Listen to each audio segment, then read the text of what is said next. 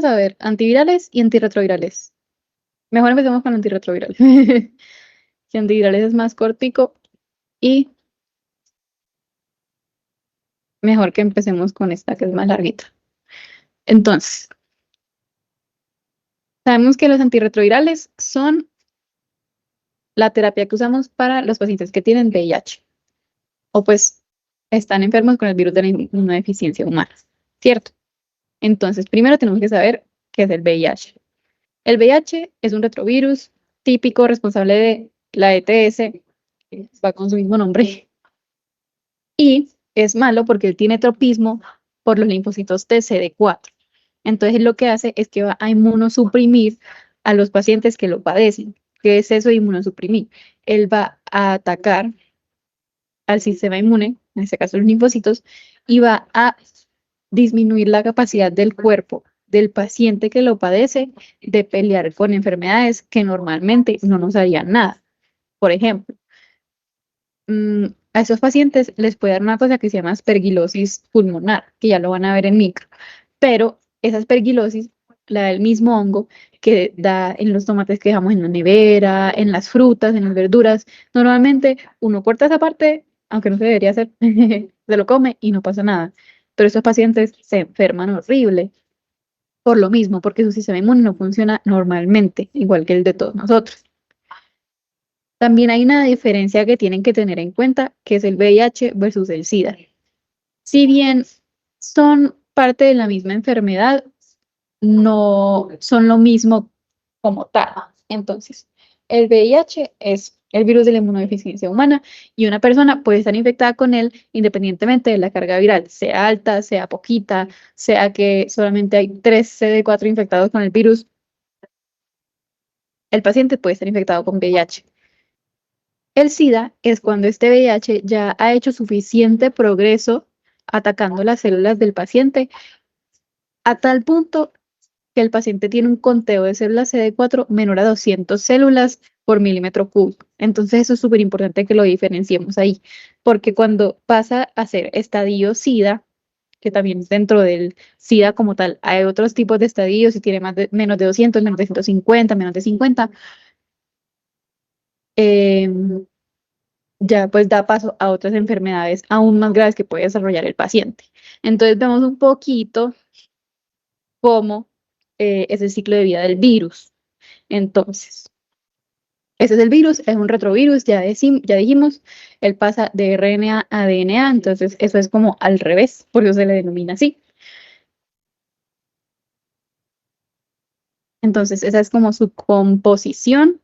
Él tiene la glicoproteína, no me lo quité, él tiene la glicoproteína GP120, que es la que se va a adherir a nuestros linfocitos, la nucleocápside, que contiene el material genético, y la transcriptasa reversa, que es la necesaria para descifrar ese material genético e incorporarlo en el nuestro. Porque ustedes saben que los virus se aprovechan de la maquinaria celular del hospedero en el que penetran, es decir, en este caso nosotros. Entonces, él llega y mediante esa glicoproteína se pega a los receptores eh, pues CCR5 o CCR4 de los linfocitos, en este caso el CCR5. Ya una vez se pega, él va a hacer endocitosis y va a ver que entra el material genético, que será el RNA. Entonces, ese RNA va a usar la transcriptasa reversa. ¿Sí ven?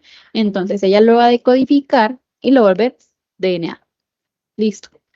Ya después lo vuelve doble hélice y lo vuelve un circulito que se va a meter a nuestro material genético. Entonces él se va a colar aquí y va a usar nuestras enzimas y nuestra maquinaria celular para replicarse, ya que nuestro material genético normalmente se va a replicar. Entonces él también va a aprovechar como ese chance. Ya pues se va a decodificar pues en proteínas, normal pues como si fuera nuestro material genético, y se va a volver proteínas virales. Esas proteínas virales se van a ensamblar y van a crear un nuevo virus.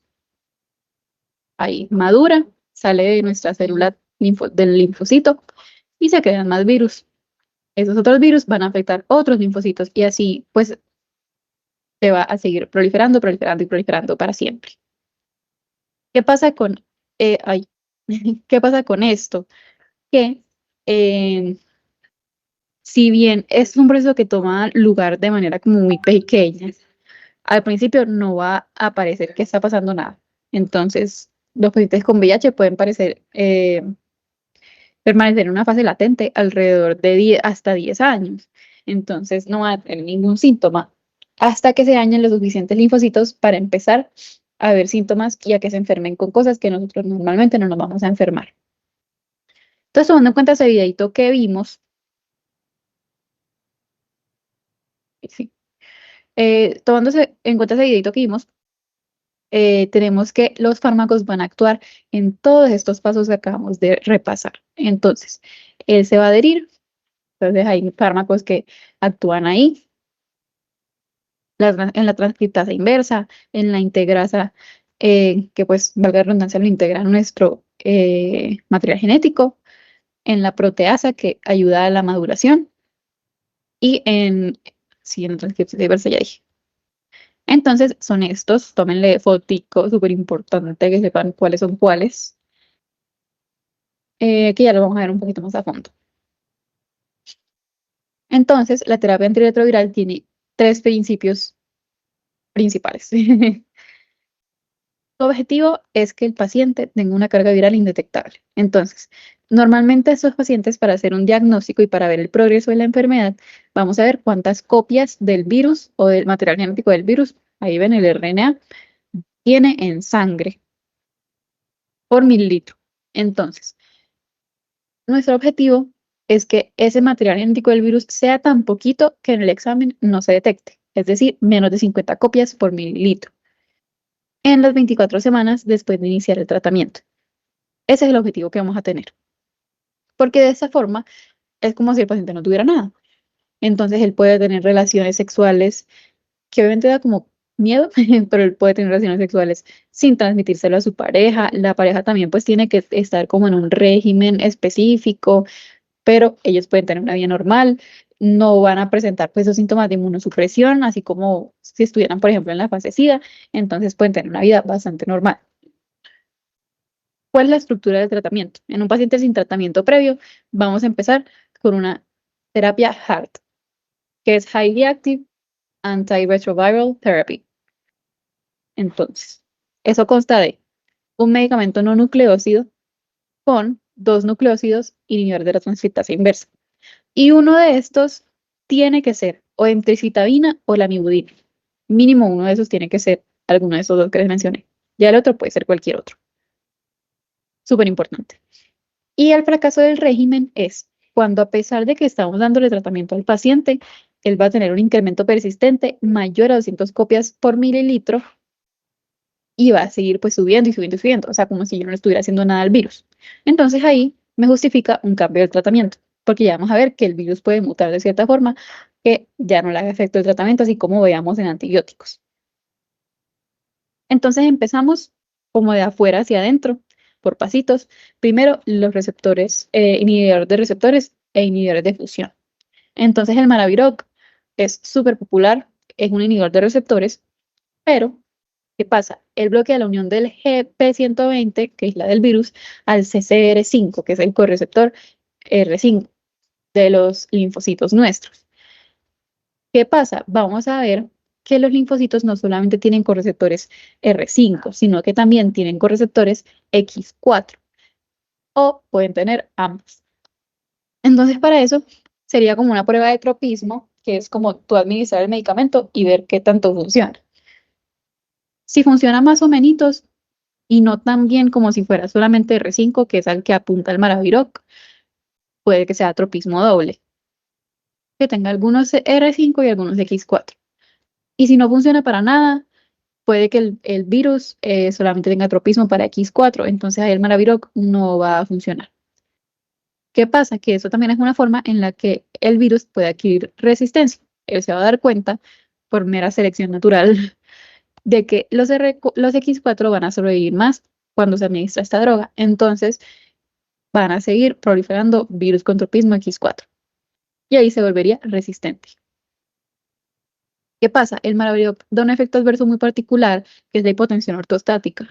Entonces uno siempre cuando inicia esta terapia le dice al paciente haga movimientos lentos, no se pare rápido, que eso es pues la hipotensión ortostática es cuando se baja la presión una vez el paciente cambia de posición. Entonces eso va a dar mareo, así como cuando uno se levanta muy rápido y de repente se le pone el mundo negro. Bueno, eso. Entonces súper importante, eso estoy segura que lo preguntan. Y es un sustrato de la CYP3A4. Entonces, ¿qué pasa? Si tengo otras terapias concomitantes que como vimos, la terapia antirretroviral es múltiple, o sea, varios medicamentos al mismo tiempo, vamos a ver que este se va a ver afectado por inductores o inhibidores del citocromo, que es la CYP3A4, en este caso, pues la subunidad del citocromo que estamos teniendo en cuenta. Entonces, es súper importante. Si estamos en presencia de un inductor, lo va a metabolizar más rápido, entonces subamos un poquito la dosis para que haga más efecto. Si estamos en presencia de un inhibidor, bajémosle un poquito la dosis porque no se va a procesar tan rápido y puede que se acumule y me dé toxicidad. El nefuvirtide ya no es, me disculpan la bulla de fondo si es que se escucha, ojalá no. El nefuvirtide es un medicamento inhibidor de la fusión del virus. Entonces, este era de los receptores, este es de la fusión como tal. Entonces, el enfovirtide, una vez está aquí, si se dan cuenta de que esa es la GP de ti, ti, ti, ti, ti, ti, ti, ti, ti, y aquí el virus se va a pegar mediante esta adhesión al linfocito. ¿Sí ven? Que aquí ya pasa a ser virus, linfocito, se pegó. Eso lo que va a hacer es inhibir que eso suceda al meterse aquí en el hairpin intermediate. Pero lo único que tienen que tener en cuenta y lo único que tienen que saber por aquí, pues de este medicamento como tal, es que bloquea la fusión. Y es todavía como en fase experimental, entonces solo se usa en pacientes sin otras opciones de tratamiento, que ya hemos probado de todo, no sirve, no sirve, no sirve, entonces probemos con el Fluidity a ver si eso nos puede ayudar. Pero normalmente no es como una primera línea, no es como lo primero que le vamos a dar al paciente que tenga VIH. Ya después, en el siguiente paso, pues, de el ciclo de vida del virus, tenemos la transcriptasa reversa o inversa.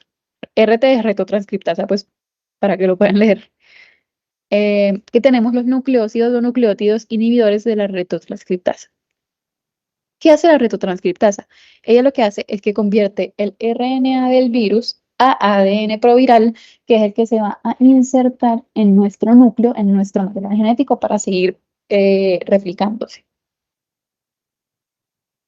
Entonces, los inhibidores de la retotranscriptasa lo que hacen es que previenen la infección en células susceptibles, porque ellos, miren aquí, aquí está normal, la retotranscriptasa haciendo su trabajo enzimático bien linda. Aquí metiendo pues los nucleótidos, taque, T, C, A, pi, pi, pi, pi, pi.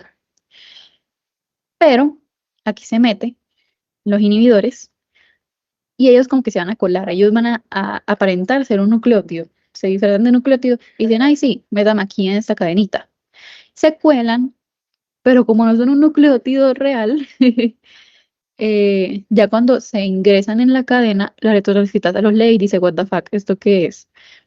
Y como que no los puede leer ni descifrar, entonces ya no puede seguir con la elongación del material genético.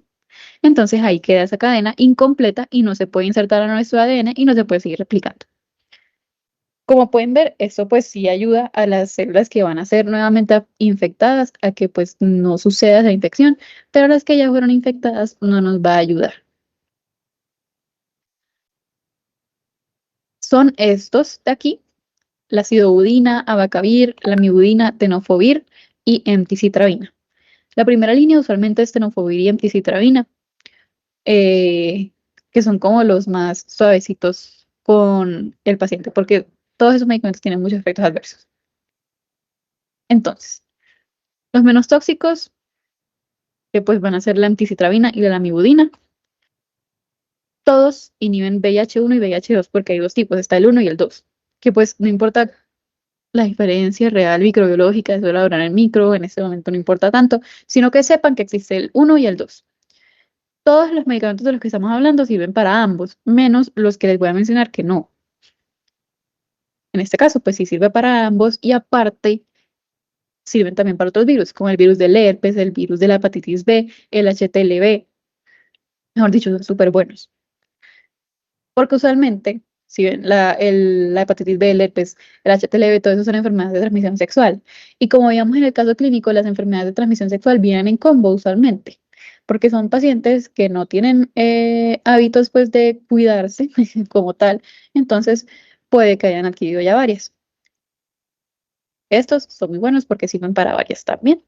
Entonces, tienen muchos efectos adversos, como les decía, la toxicidad mitocondrial, miopatías inflamatorias, que se empieza como a degradar el músculo, anemia, granulocitopenia, acidosis láctica, que es súper importante tener en cuenta en pacientes con diabetes y metformina, porque saben que estos, pues, o en terapia con metformina, porque saben que esos pacientes con diabetes hacen cetoacidosis diabética.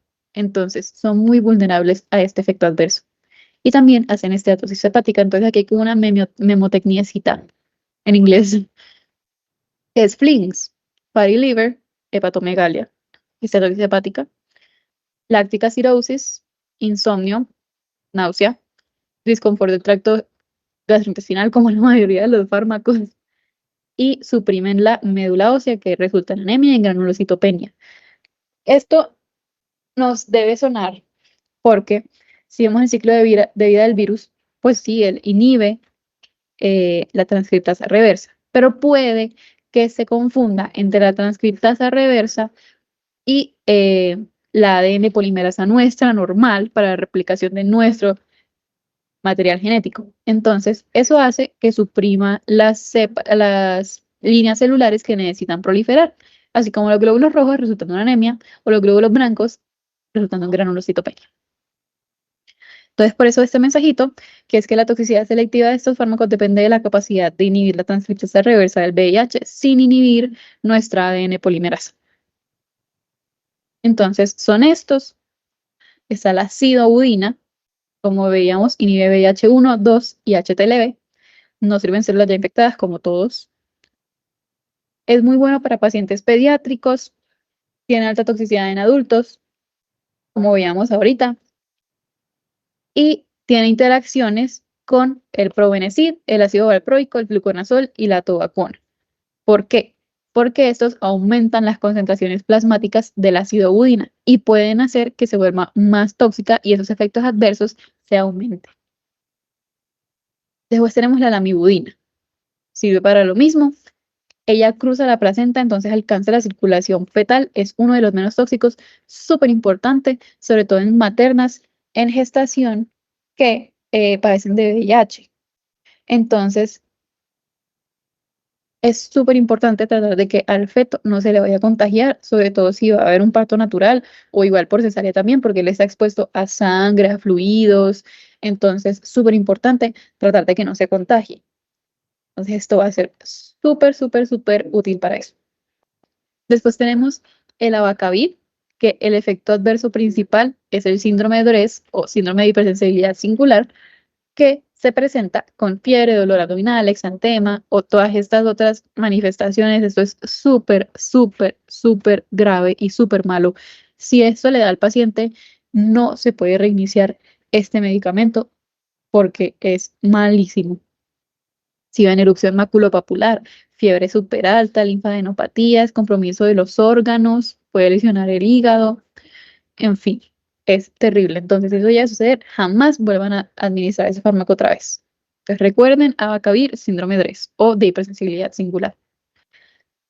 Está el tenofovir, que aumenta su concentración cuando se ingiere con alimentos grasos. Varios de estos van a ver que aumenta su concentración con alimentos o la disminuyen. La sidubina la disminuye, por ejemplo. El tenofovir la aumenta. Entonces, tomar eso en cuenta, decirle al paciente que si se lo toma, por ejemplo, si él se lo va a tomar con el desayuno y él desayuna una empanada de carne todos los días, de pronto decirle, no, pues tratemos de tomárnosla en una comida que no vayamos a comer tantas grasas, porque entonces de pronto aumenta mucho la concentración plasmática y resulta en toxicidad. Es de administración intravenosa, los otros son vía oral, la excreción es renal, entonces en falla renal hay que ajustar la dosis y es nefrotóxico. Es el tenofovir. La antricitabina no cambia su concentración con alimentos, entonces no importa si lo toma con el desayuno, si se lo toma cuando no ha comido, no importa la verdad. excreción renal también, y es otro de los menos tóxicos. Entonces acuérdense, la amibudina y emtricitabina son de los menos tóxicos. Y la amibudina, súper buena para gestantes. Entonces, pasemos al siguiente paso. Los no nucleósidos inhibidores Una de la preguntita. retotranscriptasa. Sí, dime. Todos esos son para VIH-1, 2 y el de hepatitis B. O cuál es Es que había uno que era para otro, pero no te entendí bien. para HTLV, la acidobudina. Gracias. La acidobudina sirve para HTLV. De resto, los VIHs y el hepatitis B.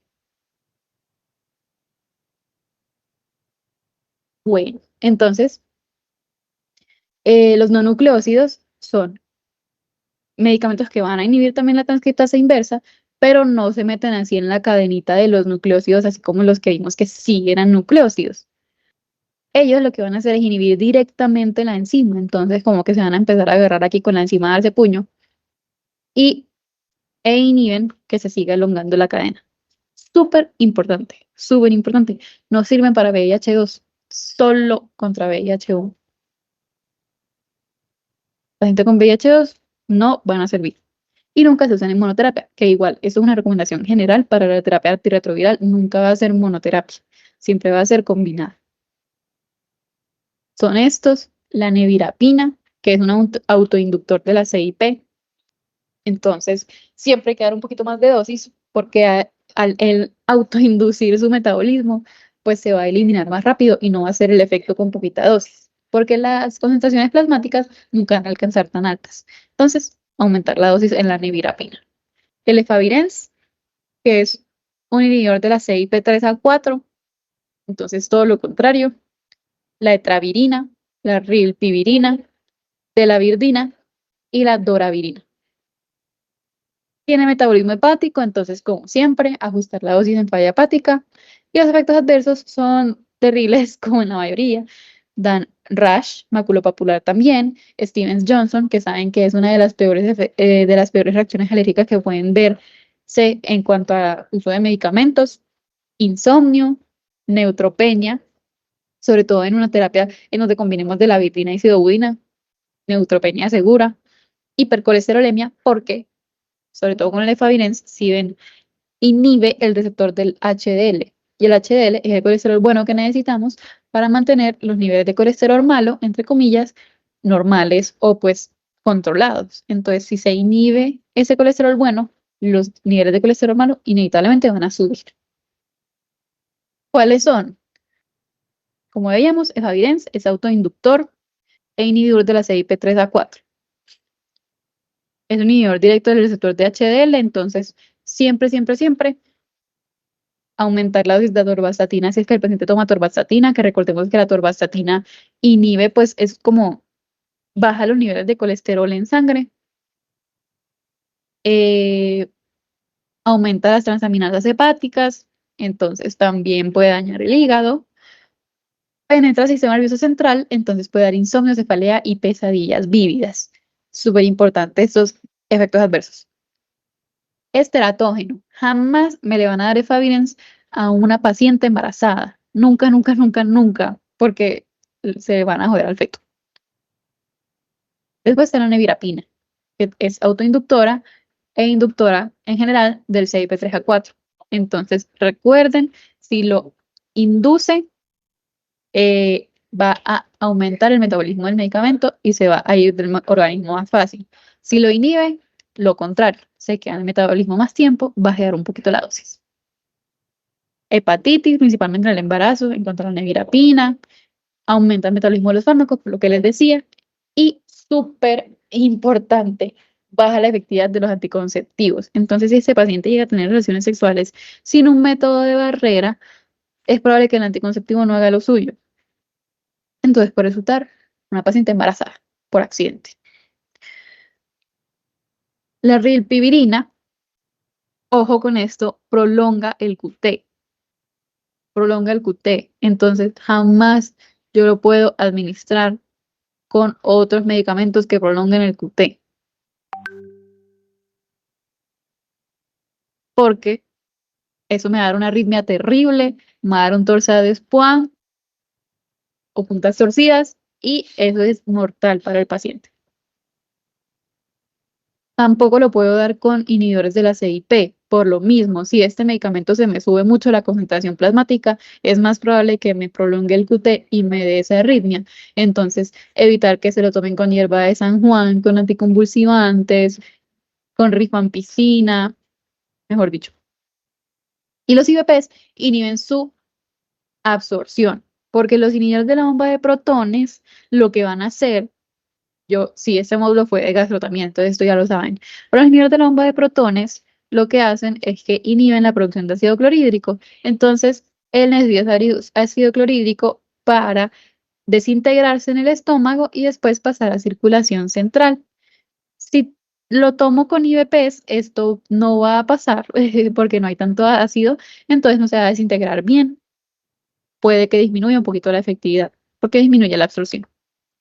La ertravirina es también una inductora de la CIP y uno de los efectos adversos es la necrólisis epidérmica tóxica, que les traje esta foto tan terrible para que se acuerden. El paciente puede presentar esto. Literalmente se le empieza a caer la piel.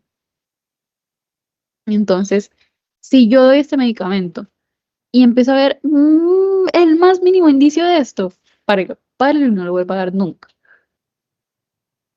Y la de la virdina, que es una dosis 3 veces al día y también es muy tóxica, entonces ya no la estamos usando tanto porque los pacientes no son tan adherentes, por lo que se la tienen que tomar tantas veces al día, es tan tóxica y da efectos adversos muy malucos, entonces no es tan común ya usarla. Esto de aquí abajito es el síndrome de Stevens-Johnson, que es del que hablábamos ahorita. Entonces, se parecen porque también son reacciones adversas de hipersensibilidad, pero el Stevens-Johnson, si ven que da como que en la piel estas rashes, también da como vesículas, pero no llega a escaldar la piel, así como el síndrome de necrólisis tóxica. Entonces ahí son un poquito diferentes, no son lo mismo. Juli, de la doravirina, dijiste algo. Sí, pues que inhibe pues la CIP, entonces no la puede dar con anticonvulsivantes ni otros que inhiban las... No, ella no inhibe la CIP, sí, perdón. No lo puede dar con inhibidores de la CIP por lo mismo de la toxicidad. Listo, entonces, igual que la rilpivirina, no lo mezclen con anticonvulsivantes ni con hierba de San Juan. Y recordar que la rifampicina induce la CIP. Entonces, más que todo interacciones. En esos medicamentos es muy importante las interacciones medicamentosas, tienen muchísimas. Entonces, yo sé que es un poquito difícil, a mí me ayudó mucho hacer ese resumen en su momento, para tenerlo todo ahí mismo, verlos todos, compararlos, o pueden hacer como una tablita, si eso los ayuda pues más visualmente. Pero sí tienen que saber, por lo menos están un poquito orientados. Entonces, ya los inhibidores de la integrasa, el mecanismo de acción es que inhiben la integración, porque la integrasa lo que hace es integrar el material genético del virus al nuestro. Entonces, ellos detienen ese proceso. Este es el virus ya listico para meterse en nuestro material genético y los inhibidores de la integrasa previenen que eso suceda. Entonces, eso va a terminar en la degradación del ADN viral y no va a poder seguir infectando las células ni seguir produciendo copias del virus. Entonces, tiene metabolismo hepático por glucuronidación. Súper importante esto porque se relaciona con sus efectos adversos. Tiene como efectos adversos síndrome del niño gris, porque los niños muy pequeños todavía no han desarrollado su hígado a tal nivel que puedan hacer reacciones de glucuronidación. Entonces, el fármaco se va a acumular y va a causar esa toxicidad tan particular porque colapsa el sistema cardiovascular. Entonces, se ven grises entre comillas, en realidad es más como azul, porque no están obteniendo circulación sistémica suficiente, entonces tienen una acrocianosis, una cianosis pues generalizada y se van a empezar a ver así, el síndrome del niño gris. Y también síndrome de DRESS, que lo vimos ahorita. Que recuerden, drug reaction with eosinophilia and systemic symptoms. Interacciones con la glucuroniltransferasa y ya, básicamente eso. Síndrome del niño gris, síndrome de DRESS.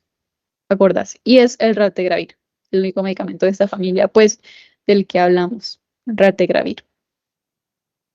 Ya casi terminando, están los inhibidores de la proteasa. Que los inhibidores de la proteasa tienen como mecanismo de acción la inhibición competitiva de la aspartilproteasa viral. ¿Qué es eso? Esa es la enzima que hace que él se arme, se junte y salga del linfocito para seguir infectando otros linfocitos. Entonces, esto todo es el proceso de maduración. Los inhibidores de la proteasa van a inhibir ese proceso. Y si él no sale de la célula a infectar otras células, pues el proceso de, de la enfermedad no va a seguir dándose. Son inhibidores todos los de esta familia de la CIP3A4. Todos los inhibidores de la proteasa son inhibidores de la CIP3A4, no se les puede olvidar eso jamás. El ritonavir es el más fuerte de todos, pero todos la inhiben. Entonces tienen interacciones con la atorvastatina, con la simvastatina, que se dan cuenta pues son estatinas que ayudan a la hipercolesterolemia. Entonces, cuidado ahí con los pacientes que ya tienen hipercolesterolemia y están tomando esto. O con el acetaminofén los macrólidos por lo mismo de la interacción con la CIP. Efectos adversos, hiperlipidemia. Yo sé, súper contradictorio, pero da hiperlipidemia y aparte interacciona con estos dos. Entonces, hay que supervisar muy bien a los pacientes con hipertrigliceridemia. También puede causar resistencia a la insulina. Entonces, ojo, por ejemplo, pacientes prediabéticos, si ya ellos de por sí son resistentes a la insulina y les agrego este medicamento, se van a volver más resistentes todavía y pueden desarrollar ya una fase más avanzada de diabetes. Aquí mencionamos también el cobicistat, que es un potenciador farmacocinético. Entonces él se creó para, por así decirlo, como el honguito del Mario Bros. Entonces él va a aumentar la efectividad de todos los inhibidores de la proteasa. Pues aquí los tenemos, es el ritonavir. Entonces se usan con otros inhibidores de la proteasa, menos con el nelfanivir. Entonces el ritonavir no lo combinamos con el nelfanivir, que igual no lo mencionamos aquí, entonces whatever. Toxicidad en el tracto gastrointestinal, va a dar muchas náuseas, mucho vómito, mucha diarrea y aparte alteraciones del gusto. Entonces, si lo ingerimos con con los alimentos, esas alteraciones del gusto van a bajar un poquito. Entonces, siempre uno le dice al paciente, trate de tomárselo, no sé, con el desayuno, con el almuerzo, porque si ellos empiezan a percibir que cada vez que se toman esa pastilla, les empieza a saber feo todo, pues se lo van a dejar de tomar. Entonces, tómeselo con con los alimentos. Es el inhibidor más potente de la CIP y aumenta el colesterol y los triglicéridos, como veíamos ahorita. El atazanavir, que se usa en adultos y en niños, entonces, importante también los que se pueden usar en niños, como efectos adversos, hiperbilirrubinemia, entonces puede que el paciente llegue ictérico, también porque son tóxicos hepáticamente, entonces, decirle al paciente, siempre uno tiene que decirles los signos de alarma, sobre todo relacionados a los efectos adversos de sus medicamentos. Entonces, si usted ve que se está poniendo amarillo, que las claras, pues la parte clara de los ojos se está poniendo amarilla, consulte rápido para poder manejar eso. Puede dar cálculos renales y cálculos biliares también. Y tiene interacciones con la rifampicina porque es un inductor de la CIP, entonces disminuye el efecto. El darunavir tiene uno que ser muy de malas para desarrollar una resistencia al darunavir. Entonces, pues usualmente no se vuelven resistentes a este medicamento. Igual uno lo combina con el cobicistat o dosis bajas de ritonavir, porque ya les dije, nunca monoterapia. Y lo mismo de la rifampicina. Ay, eso era todo. Pensé que había otro paso, pero no había otro paso, eso era todo con este, porque sí, otro tema. Julio, una pregunta. No te entendí Sí, bien lo del covisistol. ¿Cómo se usa? lo del cobicistat. Sí. El cobicistat es un potenciador de estos medicamentos inhibidores de la proteasa. Él lo único que hace es hacer que sean más efectivos. Entonces se dan en combinación con el cobicistat para aumentar el efecto. Eso es literalmente lo único que hace. Y es importante saber cómo, pues, o sea, porque ayuda, o sea, cómo funciona. No, eso solamente lo mencionan pues muy rápidamente, como que es un potenciador farmacocinético y ya. Listo, gracias. Entonces, antivirales, que es súper cortico. Entonces ya vamos casi a acabar. ¿Qué debemos tener en cuenta con los antivirales? Usualmente las infecciones virales son autolimitadas. Entonces, uno dar un antiviral para una gripa, por influenza, pues no. Si un paciente llega con gripa, un resfriado común, esperaría que se le pase. No tiene sentido yo darle un medicamento o mantenerlos medicados para prevenir los efectos de un virus que no sé ni siquiera si le va a dar, si es que no le ha dado ya. Entonces, solamente se usan en enfermedades persistentes que pues ya sí representan un riesgo mayor para la salud del paciente. También importante que los virus mutan mucho, entonces por eso no es que hayan hecho un medicamento contra la influenza muta todos los años, por eso nos tenemos que poner la vacuna, porque vive mutando, entonces no tiene sentido uno gastar todo el dinero de un ensayo clínico en desarrollar otro medicamento para la nueva mutación de la influenza, simplemente e igual, como no son tan graves, trate los síntomas. Y siempre priorizamos la vacunación. Antes de yo estar dándole un medicamento a un paciente cada vez que se enferme por resfriado común. Nosotros ya tenemos vacuna para la influenza, entonces mejor vacúnese, sobre todo en niños y en ancianos, porque son como más susceptibles a estas infecciones. Entonces, ¡ah! ¿Dónde están las imágenes? Por Dios.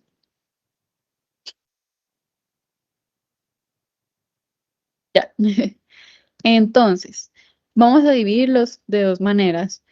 Los virus los podemos dividir según el ADN, según el material genético, pues si son de ADN o de RNA, eso es más de micro, pero la que nos interesa es la división de los fármacos, que según los puntos de acción, así como veíamos en el VIH. Entonces, de aquí salen los blancos farmacológicos a los que vamos a apuntar para la terapia. Tómenle un pantallazo a eso. Me parece importante. Entonces, herpes. El herpes es un virus que no se quita. Entonces, siempre el paciente va a tener si ya se infectó por herpes, él siempre va a tener una infección latente por herpes. Pero podemos tratar que él se siga proliferando causando síntomas. Entonces, él se va a ver así, son vesículas con líquido pues seroso por dentro, importante pues como para la vida, que siempre vean las enfermedades dermatológicas como se ve en piel clara y en piel oscura porque se ven muy diferentes. Si ven pues el solo herpes cambia muchísimo, la dermatitis también cambia mucho, entonces siempre sepan cómo se ven ambos para que no les vaya a llegar un paciente, como todos los libros lo muestran en piel clara, no les vaya a llegar un paciente con piel oscura y ustedes digan, uy, no sé qué tiene, solamente porque no sé cómo se ve en su fototipo. Pero sí es como para la vida. Entonces, los medicamentos contra el herpes lo que van a hacer es que inhiben la polimerasa del virus, que como veíamos, ellos lo que van a hacer es la síntesis del ADN viral para que después se meta en nuestro material genético y se siga replicando. Entonces vamos a encontrar la ciclovir, el valaciclovir y el ganciclovir que inhiben la elongación del ADN viral. O también tenemos el foscarnet, que es una inhibición directa en el ADN del virus. Entonces, no en la elongación, sino en el ADN.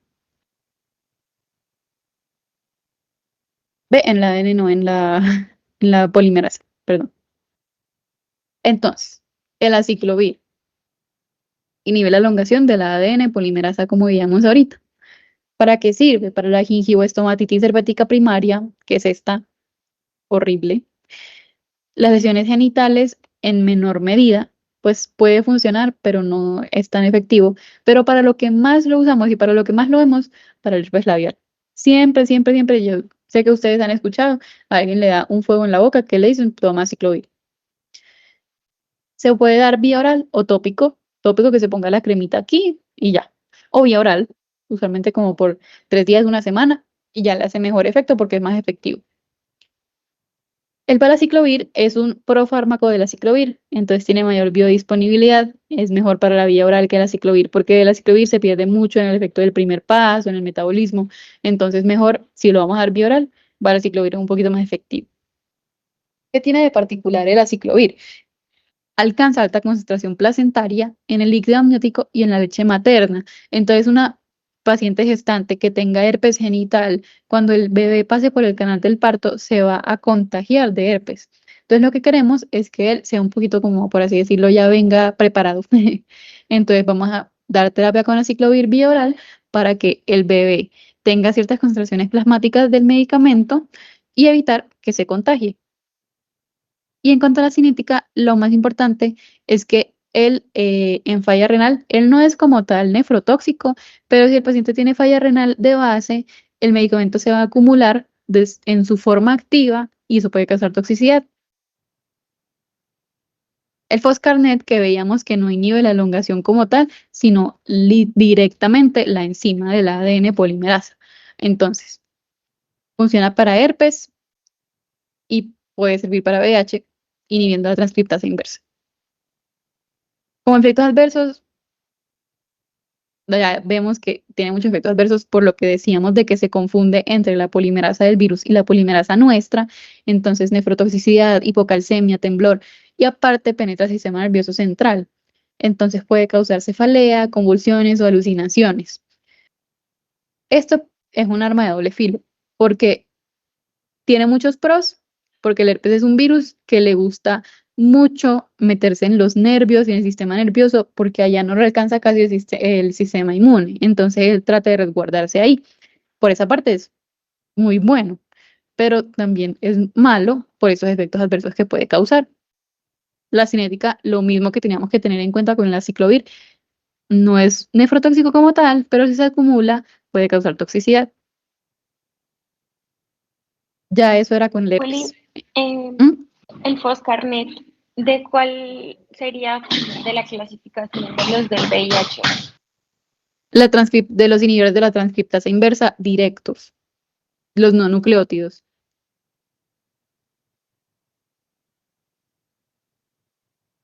Con Bueno, ese que era neviraparina y esos. la de la virdina y todos esos, Ah, listo, gracias. nevirapina, todos. Entonces ya la influenza es el virus del resfriado común. Entonces, síntomas, pues, congestión nasal, que al paciente le duele la garganta, que le duele el cuerpo, bueno, todo lo del resfriado cuando le da gripa. Esa es la influenza. Entonces, la influenza lo que va a hacer es entrar, entra al cuerpo, tiene su endosoma donde veíamos que se almacena pues todo el material genético y el primero lleva un proceso diferente al resto de los virus que estábamos viendo, no es como tal por endocitosis, sino que el primero hace su proceso de desnudamiento mediante la M2, que es una proteína ácida que él genera para eh, degradar la cortecita que está encapsulando el material genético para que él pueda hacer su desnudamiento y pueda ya después sí entrar a nuestra célula, pues al núcleo. Entonces, ahí van a actuar la amantina y la rimantina como inhibidores de la M2 o ya en el paso a RNA va a actuar la ribavirina. Y también en la maduración del virus, que en cuanto a salir, a seguir infectando células, zanamivir o celtamivir y peramivir. Entonces, esos son como los tres puntos de acción. El desnudamiento, inhibiendo la M2, el paso a RNA por la ribavirina y ya la maduración, el zanamivir o celtamivir y el peramivir. La mantadina y la rimantina son los que más usamos. Entonces, tienen el mismo mecanismo de acción. Inhiben la M2, entonces inhiben la acidificación del endosoma, no se degrada la cortecita que contenía el material genético, no se libera el material genético y no entra a nuestro núcleo. Entonces ya no se puede aprovechar de nuestra maquinaria celular. Sirve para el virus de la influenza A, pero no sustituye la vacunación. Siempre, siempre, siempre, siempre va a ser mejor que el paciente se vacune. Se tiene que vacunar, sí, todos los años, porque todos los años muta la influenza. Entonces, es algo constante. Esto sobre todo es importante en pacientes con falla cardíaca, pacientes ancianos con muchos factores de riesgo, porque la influenza va a aumentar mortalidad, entonces tenerlo en cuenta en esa parte. Y nosotros, porque pues somos del área de la salud, entonces tenemos que estar vacunados como unos perritos siempre. Efectos adversos: nerviosismo, aturdimiento, insomnio, anorexia y náuseas. ¿Esto a qué nos suena? A que penetra el sistema nervioso central. Entonces, por eso va a causar esos efectos adversos del sistema nervioso, también anorexia y náuseas, porque interactúan con el tracto gastrointestinal, que es muy sensible a la dopamina. Y como vemos, él va a interactuar con las neuronas dopaminérgicas, aumentando su producción. Por eso también lo podemos usar en demencia, pero eso es otro tema completamente diferente. Entonces, aquí vemos que penetra el sistema nervioso central y tejidos respiratorios e inhibe el desnudamiento del virus mediante inhibir pues la M2. Y ya estará todo, muchachos. Les doy muy bien. Si necesitan cualquier cosita, e igual yo voy a mandarles este resumen de donde me saqué estas cosas de lo de antirretrovirales para que lo tengan. Si pues es con mi letra, entonces lo siento ahí, pero se los voy a mandar para que lo tengan, ya que no les puedo mandar las diapos. No sé si tengan alguna pregunta, si todo quedó claro.